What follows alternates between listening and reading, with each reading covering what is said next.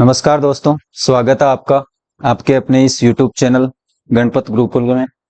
आज की इस क्लास के अंदर अपन पढ़ेंगे पशुपालन, एनिमल हस्बेंड्री। क्या पढ़ेंगे?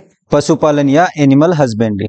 इसके अंदर आपका चाहे जेट का एग्जाम हो, सीईटी का एग्जाम हो, एग्रीकल्चर सुपरवाइजर का एग्जाम हो, पशु परिचर का एग्जाम हो, ऐसा कोई सा भी एग्जाम जिसके अंदर पशुपालन से रिलेटेड चीजें आएंगी, वो सारी की सारी one by one upon cover करेंगे।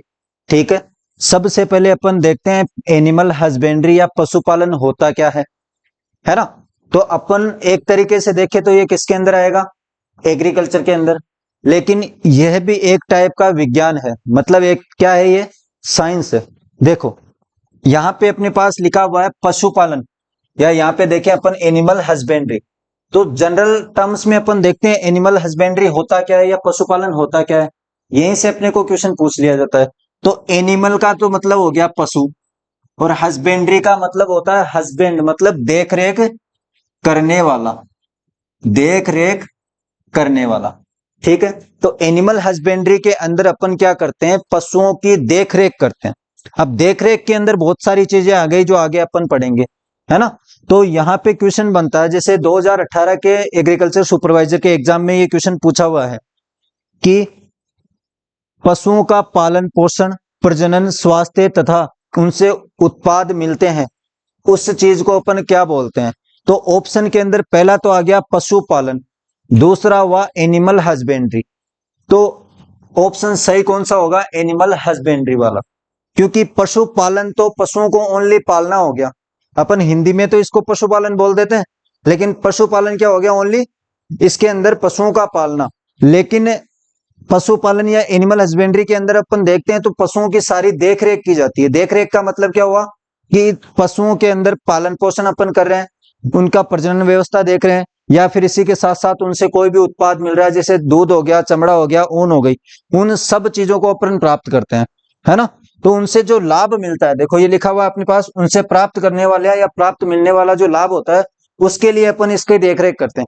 अब ये मान लो जैसे आप पढ़ाई कर रहे हो, ठीक है, जैसे आप पढ़ाई कर रहे हो, अब उससे अपने को कोई लाभ होगा तभी तो कर रहे हैं। अपन अपना टाइम वेस्ट कर रहे हैं या टाइम इन्वेस्ट कर रहे हैं, है ना। तो उससे अपने को कुछ ना कुछ लाभ है, तो लाभ है इसी वजह से तो अपन पढ़ रहे हैं।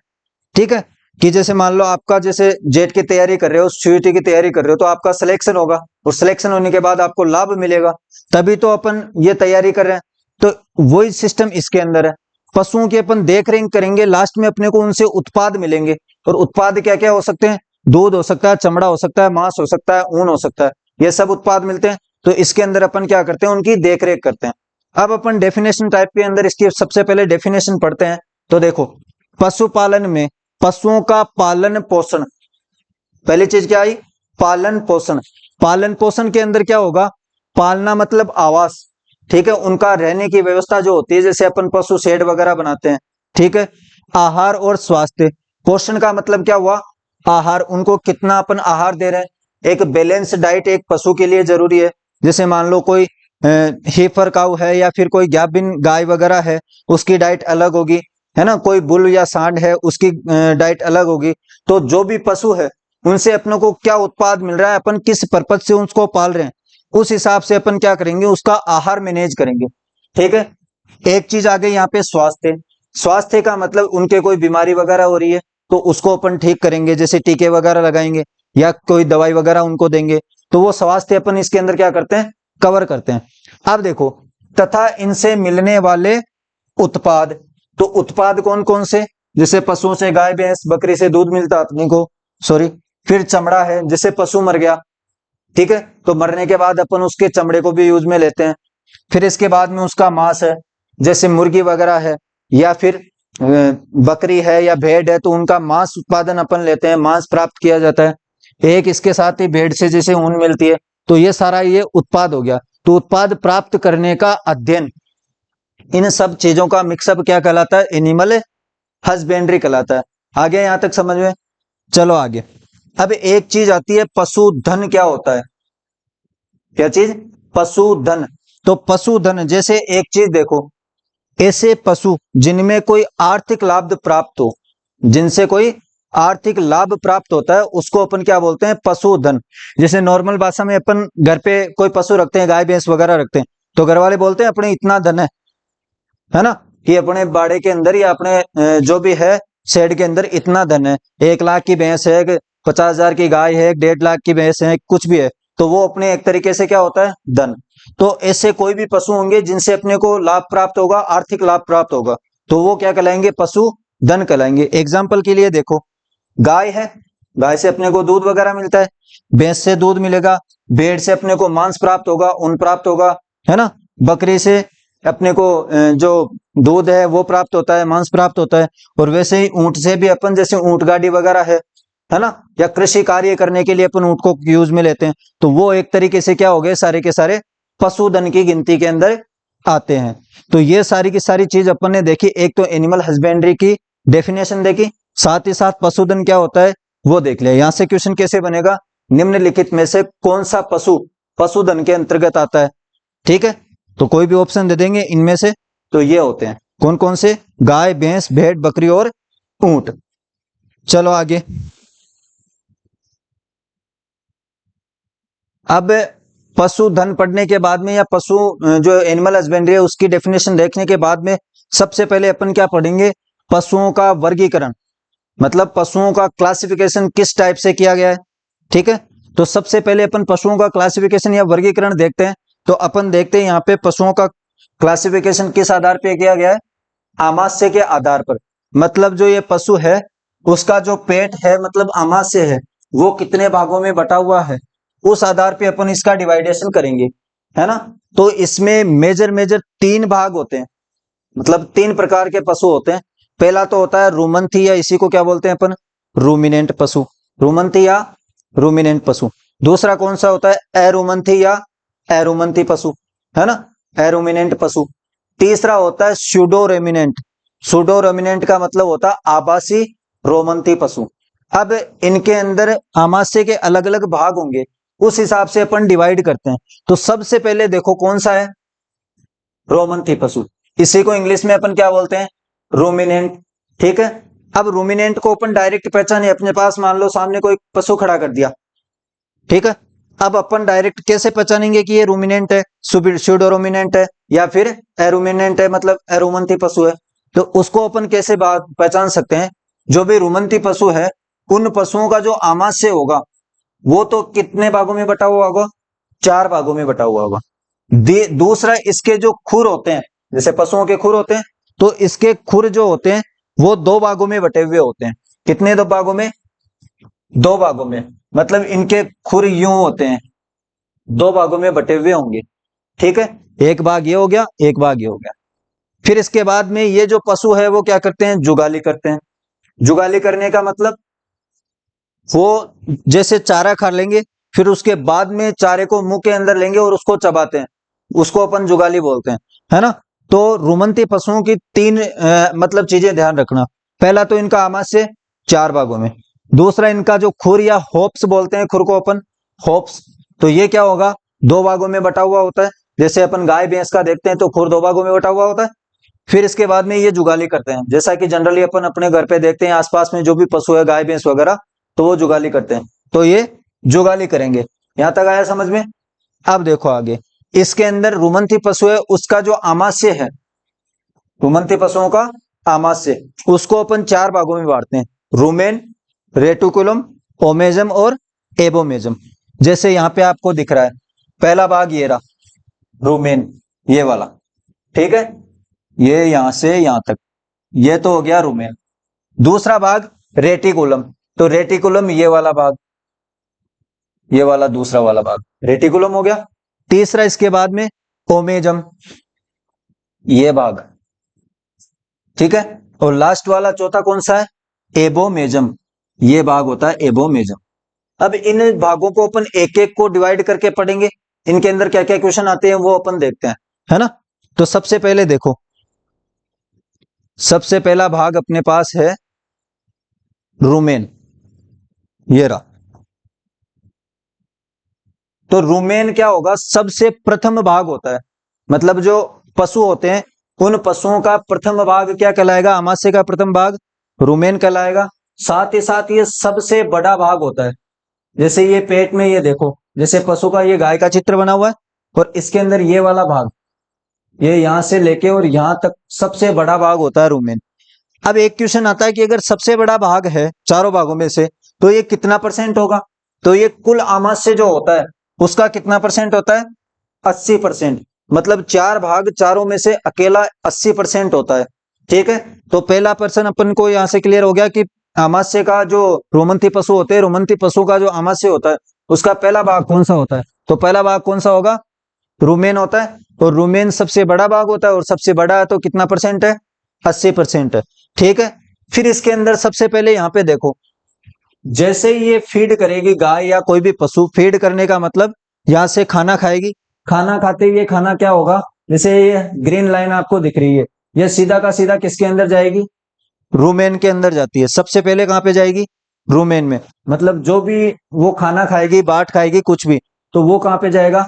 रूमेन के अंदर जाएगा। अब रूमेन में जाएगा तो ये रूमेन का क्या कार्य करता है? भोजन का संग्रहण करता है, मतलब उसको स्टोर करेगा सबसे पहले, है ना। तो पहला भाग क्या करेगा? भोजन का संग्रहण करेगा। दूसरा, फिर इसके अंदर चीज क्या है? ये आंशिक रूप से भोजन का पाचन करता है। कहने का मतलब ये कि पहला भाग है उसमें भोजन जाएगा, भोजन जाते ऐसा नहीं कि पूरा मतलब उसको वो पचा देगा, आंशिक रूप से पाचन करेगा।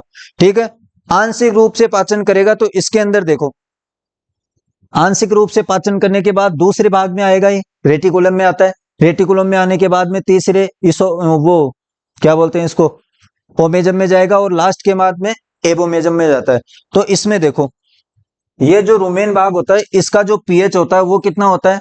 5.8 से 6.8। क्वेश्चन पूछा जाता है रूमेन जो होता है उसका पीएच कितना होता है, तो कितना होगा? 5.8 से 6.8। दूसरा, इसके अंदर टेम्परेचर होता है कितना degree? 39 degree centigrade. Rumen first part हो गया, सबसे बड़ा है, कितना परसेंट है? 80% है। 80% होने के साथ साथ ये क्या करेगा? भोजन पहले इसके अंदर आएगा, भोजन का संग्रहण करेगा। संग्रहण करने के साथ साथ में इसके अंदर अपन पढ़ते हैं पीएच इसका कितना होता है, तो 5.8 से 6.8 इसका पीएच होता है। तापमान इसका कितना होगा? 39 डिग्री सेंटीग्रेड। एक भाग अपना क्लियर। इसके बाद में देखो, दूसरा भाग अपन चलते हैं रेटिकुलम। रेटिकुलम मतलब ये वाला भाग, यहां से देखो इसको, रेटिकुलम का मतलब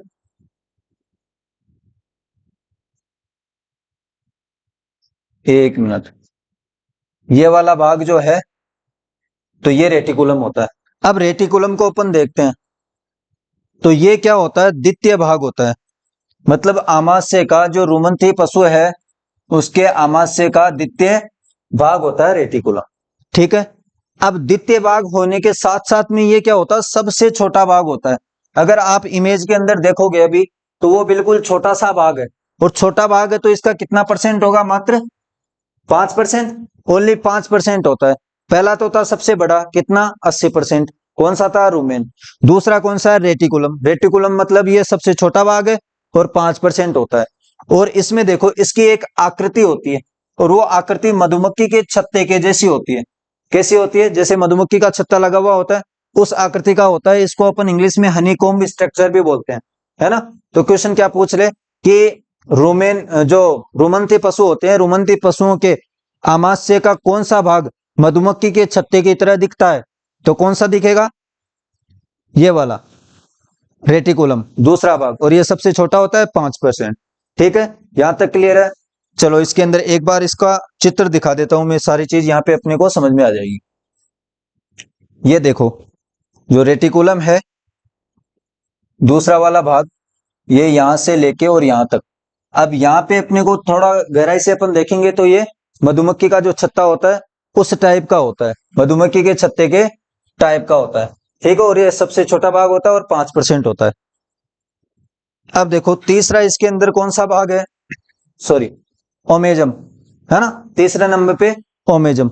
ओमेजम क्या होता है? जैसे यहां लिखा हुआ है, एक तो ये थर्ड पार्ट होगा। दूसरा क्वेश्चन बनता है इसकी आकृति कैसी होती है? तो इसकी आकृति होती है अंडे के जैसी। कैसी होती है? अंडे के जैसी। अंडे की जैसी आकृति होने के साथ साथ ये क्या करेगा? भोजन के अंदर जो पानी होता है, भोजन के अंदर पानी होता है, उस पानी का उपयोग करता है। उपयोग करने का मतलब उसको अवशोषित कर लेता है, उसके अंदर पानी की कमी करता है भोजन के अंदर, और उसके पाचन में सहायक होता है ना। तो ये भोजन के अंदर जो 80 से 90% पानी होता है, उसमें से लगभग 50% जो पानी होता है उसकी मात्रा को कम कर देता है। मतलब भोजन के अंदर लगभग 80 से 90% पानी होता है टोटल। अब उस 80 से 90% टोटल पानी में से क्या करेगा, 50% पानी को अवशोषित कर लेगा, अवशोषित करके उस पानी को कम कर देता है। ठीक है, तो ये इसके अंदर ओमेजम का हो गया। फिर बाद में अपन चलते हैं, लास्ट वाला जो भाग होता है, तो लास्ट वाला भाग कहलाता है एबोमेजम। क्या कहलाता है, एबोमेजम। तो इसको अपन क्या बोलते हैं, अंतिम भाग। क्या बोलते हैं, अंतिम भाग। साथ ही साथ अंतिम भाग होने के साथ साथ ये वास्तविक आमाशय या सत्य आमाशय, वास्तविक आमाशय या सत्य आमाशय, या फिर इसी को इंग्लिश में बोलेंगे अपन ट्रू स्टोमक। ट्रू स्टोमक इसको अपन बोलते हैं। ठीक है, अब ये ट्रू स्टोमक या वास्तविक आमाशय इसको क्यों बोलते हैं, क्योंकि ये एक तरीके से क्या होता है, ग्रंथिल भाग होता है। मतलब इसके अंदर बहुत सारी ग्रंथियां पाई जाती है, और ग्रंथियां पाई जाएगी तो जो भी बचा कुचा भोजन है वो पूरा का पूरा आके इसके अंदर पाचित हो जाता है। मतलब इस भोजन का पूरा डाइजेशन हो जाता है। इस वजह से इसको क्या बोलते हैं अपन, वास्तविक आमाशय या सत्य आमाशय बोला जाता है। लास्ट वाला भाग होता है एबोमेजम। ठीक है, और ये क्या करता है, पाचक रसों का स्त्राव करता है। अब पाचक रस स्त्राव होंगे तो ऑटोमेटिक क्या होगा, भोजन का पाचन होगा। तो इसको अपन क्या बोलते थे, क्या बोल देते हैं, सॉरी, सत्य आमाशय या वास्तविक आमाशय बोलते हैं। अब इसका क्वेश्चन कैसे बनता है, निम्नलिखित में से कौन सा आमाशय का भाग सत्य आमाशय कहलाता है, तो कौन सा कहलाएगा, एबोमेजम। ठीक है, तो ये जो रुमंथी पशु थे, रुमंथी पशुओं को अपन ने डिवाइड किया आमाशय के बाद भाग पे। तो आमाशय के उसके अंदर 4 भाग थे, चारों अपन ने कवर कर लिए। अब दूसरे नंबर पे है अपने पास आभासी रुमंथी। कौन से हैं, आभासी रुमंथी। जैसे 3 टाइप पढ़े थे अपन ने, उसमें से आभासी रुमंथी। आभासी रुमंथी को अपन इंग्लिश में क्या कहते हैं, सूडो रूमिनेंट। क्या बोलते हैं, सूडो रूमिनेंट। अब उसके अंदर क्या होता है कि ये पशु जुगाली तो करेंगे, मतलब जो सूडो रूमिनेंट है ना, वो जुगाली तो करते हैं, लेकिन उसके अंदर आमाशय के मात्र 3 भाग होते हैं। कितने भाग होते हैं, 3। मतलब उसमें से 4 भाग थे, कौन कौन से, एक तो था सबसे पहला रूमेन, दूसरा रेटिकुलम, तीसरा ओमेजम, लास्ट वाला एबोमेजम। तो उन चारों में से कोई ना कोई एक भाग अनुपस्थित होगा। ठीक है, अब अनुपस्थित इसमें कौन सा होता है, ओमेजम। जो थर्ड पार्ट होता है वो अनुपस्थित होगा। अब वो अनुपस्थित होगा तो बचा कौन कौन, रूमेन बचा, रेटिकुलम बचा और एबोमेजम बचा। मतलब आभासी के अंदर एक भाग हट जाता है, हटने का मतलब वो पाया नहीं जाता, और वो अनुपस्थित कौन सा होता है, ओमेजम। दूसरा, इसके अंदर दूसरा क्वेश्चन क्या बनता है, रहते कौन कौन से हैं फिर, तो रूमेन, रेटिकुलम और एबोमेजम रहते हैं। अब इसका अपन एग्जाम्पल देखते हैं, तो एग्जाम्पल है ऊंट। ठीक है, मतलब एग्जाम्पल इसका कौन सा है, ऊंट।